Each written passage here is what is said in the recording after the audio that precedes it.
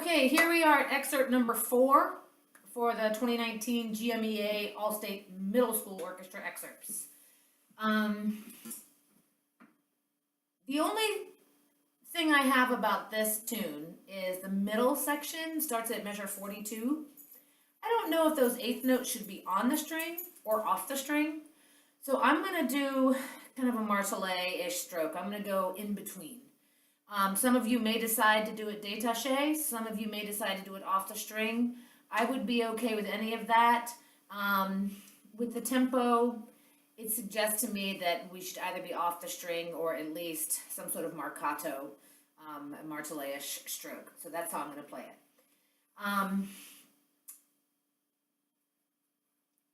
The other thing that I really want to point out is that, again, that middle section, the intonation is a little bit hard to do, but what I think of it as is,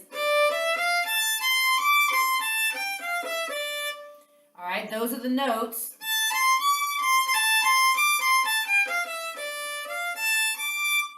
All right, and that's my finger pattern for all of those notes. I've talked to most of you about the Barber 12 finger patterns in the colors, okay? That's that red finger pattern, all right? And then we extend a whole step for that high E, all right? Don't move your hand up for it. Stay in third position and just flatten out your pinky.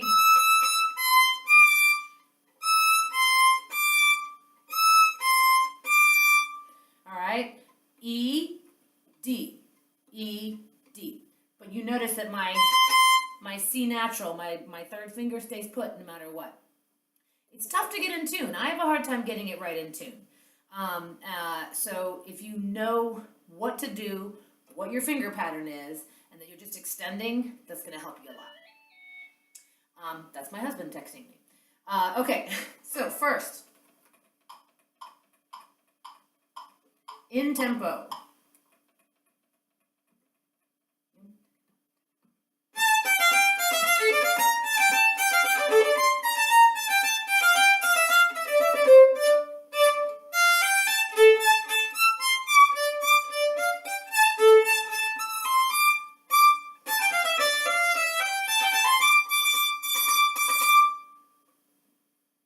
Alrighty?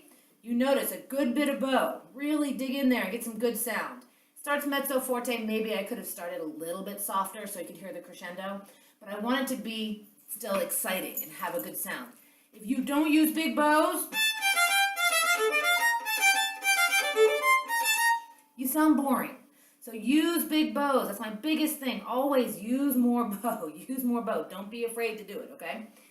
In the beginning, lining up your left and your right hand is really important. You need to practice slowly, and you need to practice in small chunks. For example, I would practice the last beat of the first measure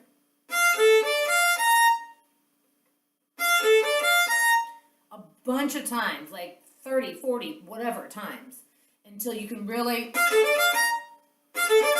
line up without hearing any extra sounds. I do the same thing for the end of the second measure. That's where I shift, by the way. Because that can be a little tricky to get your fingers and your bow coordinated. If you don't practice in small chunks, I guarantee you'll have some sound like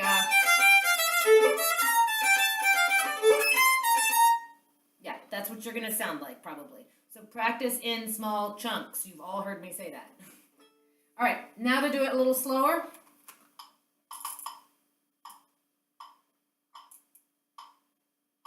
We're going to take it about, what is that?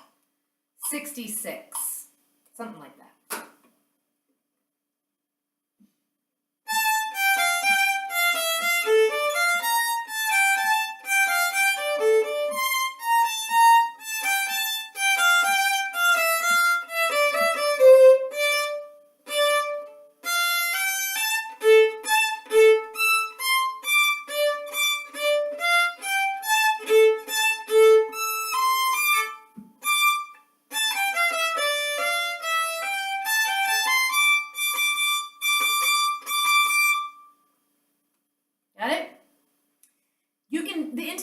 this can be really good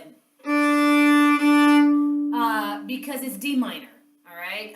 It's not that hard, and you can test with the open strings a lot.